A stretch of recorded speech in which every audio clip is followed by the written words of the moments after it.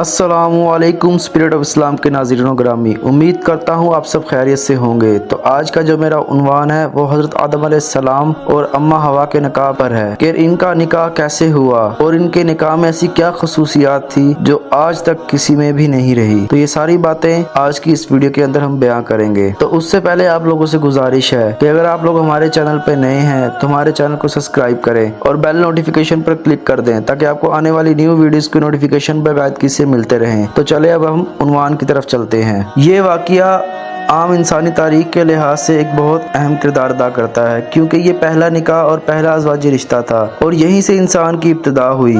جب اللہ تعالیٰ نے حضرت آدم علیہ السلام کو پیدا کیا اور جنت میں بسایا تو وہ اکیلے تھے۔ انسان کی فطرت ہے کہ وہ تنہائی محسوس کرتا ہے اور اسے سکون کے لیے ساتھی کی ضرورت ہوتی ہے۔ اللہ تعالیٰ نے یہ فطرت کو پورا کرنے کے لیے اماں حوا کو پیدا کیا، جس کا ذکر قرآن پاک کی سورہ اعراف میں بھی آتا ہے۔ وہی ہے جس نے تمہیں ایک جان سے پیدا کیا اور اس سے اس کا جوڑا بنایا تاکہ وہ اس کے پاس سے سکون حاصل کر سکے۔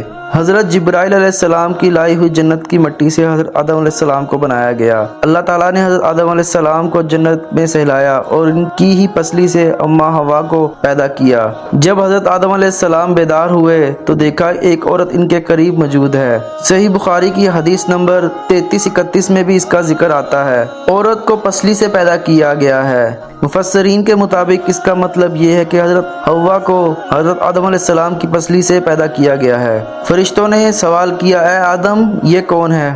حضرت آدم علیہ السلام نے کہا حوا۔ فرشتوں نے پوچھا یہ کیوں پیدا کی گئی ہے؟ حضرت آدم علیہ السلام نے کہا تاکہ میں ان سے سکون حاصل کروں۔ یہ تمام روایات ابن کثیر، البادیہ اور الہانیہ میں مذکور ہیں۔ یہ سوال و جواب اللہ تعالیٰ نے بطور تعلیم کیا تاکہ انسان جان لے کہ شادی اور جوڑا بنانا اللہ کی فطرتی سنت ہے۔ نکاح کی کیفیت کچھ ایسے تھی۔ مفسرین جیسے امام طبری، ابن کثیر اور قرطبی بیان فرماتے ہیں کہ یہ پہلا نکاح تھا اور خود اللہ تعالیٰ نے حضرت آدم علیہ السلام اور اماں حوا کا نکاح پڑھایا۔ سورہ بقرہ میں بھی اس کا ذکر آتا ہے۔